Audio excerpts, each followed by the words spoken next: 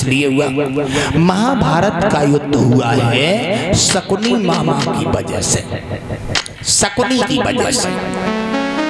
आप लोग विचार कर रहे होंगे शकुनी की वजह से हुआ, बोले ये शकुनी कौन थे? परीक्षित जी। शकुनी जो थे ये धृतराष्ट्र के साले थे।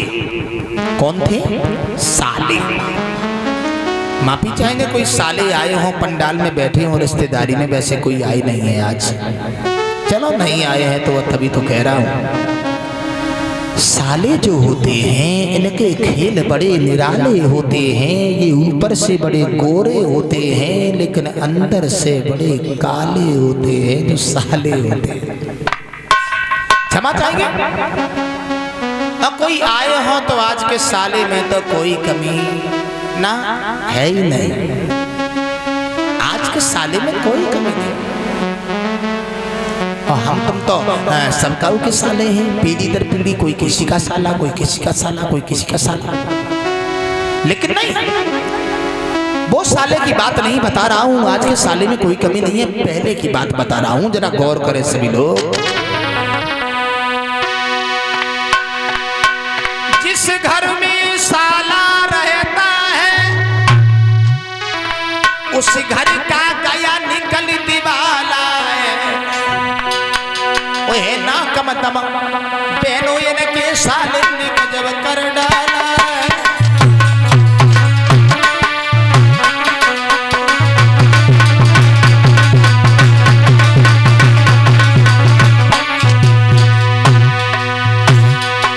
साले परीक्षित जी पहले एक ही शकुनी आते, अब गांव-गांव में 2-4 शकुनी पैदा हो जाते हैं जो लड़ाई करवाए देता है।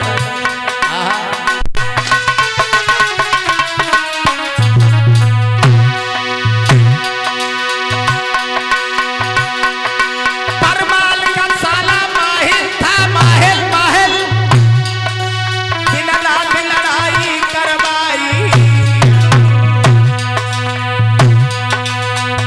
बड़े बड़े योद्धा मारे आलाउदन गए करवाई।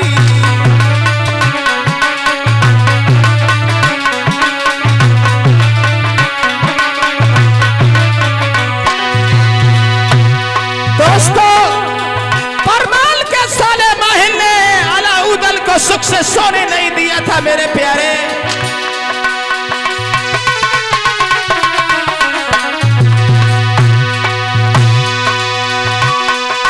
परमाल का साला माहिल था, दिन रात लड़ाई करवाई, बड़े बड़े योद्धा मारे आलाउदन गए करवाई।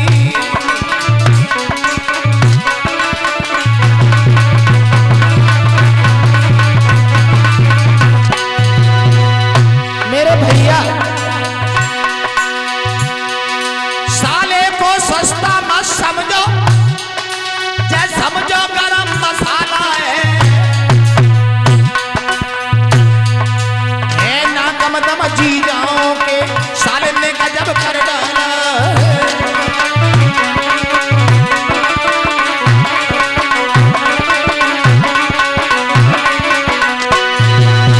और सुनो, ये तो माहिल की बात रही, इस बात को भी छोड़ो, छोड़ो, दूसरी ओर देखो। धृतराष्ट्र का साला शकुनी था, शकुनी शकुनी जिसने महाभारत जैसा युद्ध कर दिया भक्तों, जन महाभारत दाव करवाई, बड़े बड़े योद्धा मारे, जन द्रौपदी नंगी करवाई।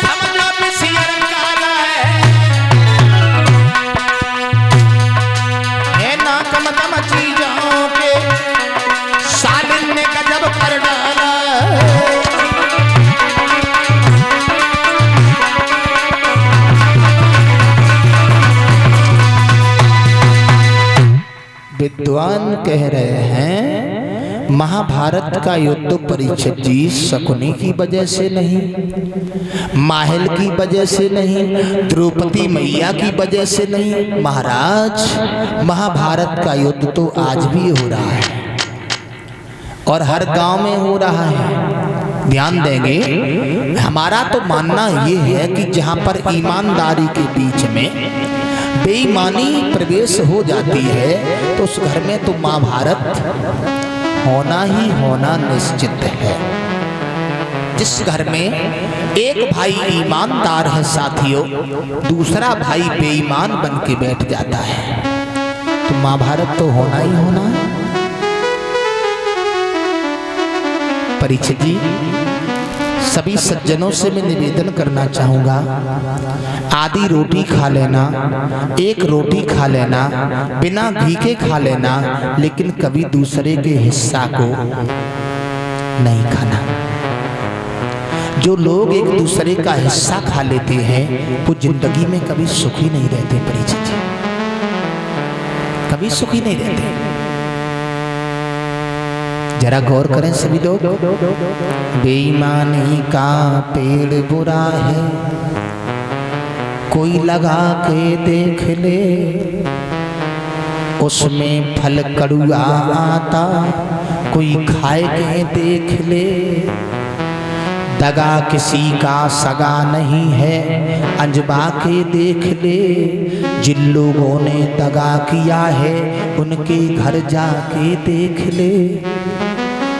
बेईमानी का वृक्ष बहुत बुरा होता है और बेईमानी के वृक्ष में परीक्षित जी फल भी कड़ुआ आता है। फल महाराज महाभारत का युद्ध हुआ, ईमानदारी के बीच में बेईमानी की नीतियां प्रवेश हो गई। आइए, महाभारत का युद्ध जो है परीक्षित जी कुरुक्षेत्र के मैदान में क्यों हुआ, इसका भी एक कारण है। इसका भी एक कारण है, जरा गौर करें, छोटा सा हमें प्रमाण